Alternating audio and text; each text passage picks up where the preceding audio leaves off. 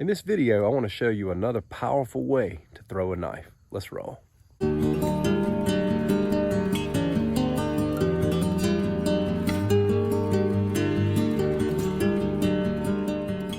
last knife throwing video that I did was a tutorial on how to do hammer grip no spin, which is a very powerful instinctive way to throw. In this video, we're going to be taking a look at military half spin. This is also a very powerful way to throw a knife, and some would argue it's the most powerful. If you're serious about learning combat knife throwing, you want to learn how to do throws that have the most power. There's a lot of flashy throws out there that can be done, but they don't necessarily have real power. With military half spin knife throwing, your blade does 1/2 rotation wherever you're standing.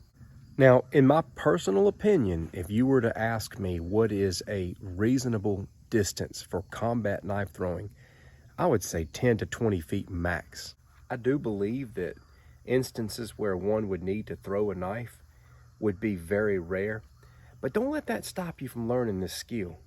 You would be surprised how much learning to throw a knife would affect all of your other tactical abilities.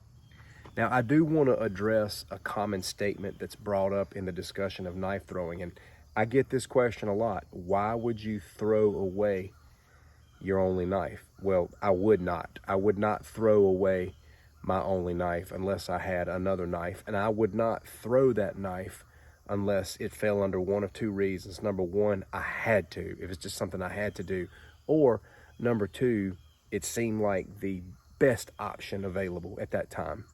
Now, if you ask my personal opinion, I think that knife throwing would only be effective in a couple of different scenarios. One, you were able to throw the knife and hit the assailant before they were able to do what they were planning on doing, all in a moment's time, or if it was some kind of stealth, some kind of sneak attack. It would probably be very difficult to successfully throw a knife at an assailant that has spotted you and knows that's what you're going to do. I wanted to mention those things because I know that they go through people's minds. All right, let's get down to the technique. Military half spin is done holding the blade. You're not holding it like this and throwing it like this. You're holding it this way and you're pitching it from the side. Now, if you hold the end of the blade like this, you're going to be throwing it about 2 meters, 6 to 7 feet roughly. Now, the further you go out, the more you're going to have to choke up on the blade. What this does is it slows down the rotation, allowing you to throw at greater distances. You can put your dominant leg in the front or the back, whatever you prefer. Now, as far as release goes, you're bringing it back and you're popping it right here. You're releasing right here. Now, something you want to do is you want to make sure you're not just slinging your arm. Put some body into it and let the knife just slide right out of your hand. I'm going to be doing some demonstrating, of course, and I will put it in slow motion so that you can watch the form up close. Something I always like to tell people when they get into knife throwing is get you a knife that's got some punch. Ignore these little flimsy, cheap knives that you can get off of Amazon that weigh less than 4 ounces. They're just not going to do well for you. You're going to be very frustrated trying to get these things to fly right. Another thing is if you're wanting to learn combat knife throwing, you want to learn to throw combat knives. Now, there are some great combat knives out on the market that are not built well for throwing, so you just have to pay close attention to that. For example, man, if you get out and throw your Cold Steel SRK or your Recon Tanto or your Kobun Tanto, you're going to loosen the handle on that knife. Now, something like this, man, a tang just runs all the way through it, so I can beat it to death. All right, we're going to start out at about 2 meters. I'm going to hold the end of the blade like this. You hear the power in that hit?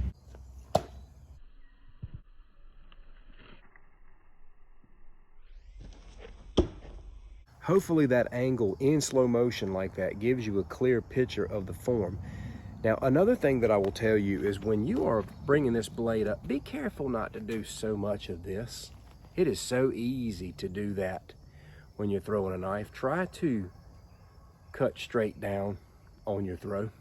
Now this time, I'm going to increase my distance. I'm going to go out about 10 or 11 feet. And what I'm going to be doing is choking up on this blade about right here.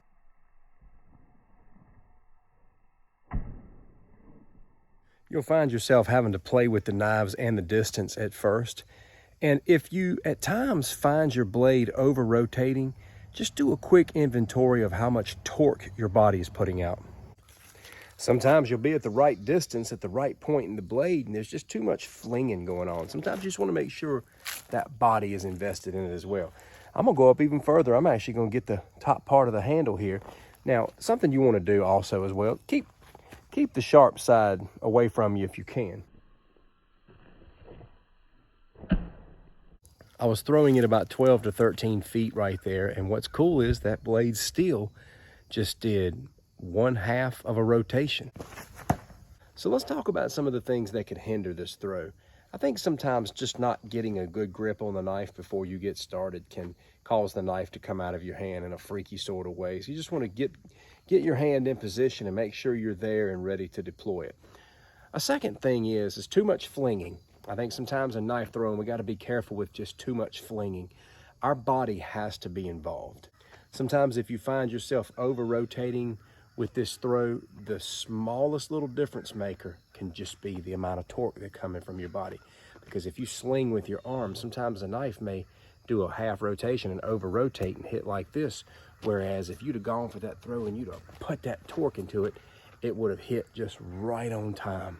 Now, is this throw as instinctive to me as the hammer grip no spin?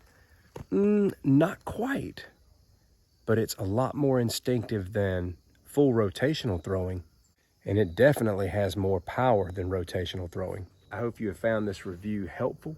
It just takes time, it takes practice. Get out and work with this. You'll find yourself becoming more and more instinctive with it. I'd love to hear how you're doing in the comments. Take care.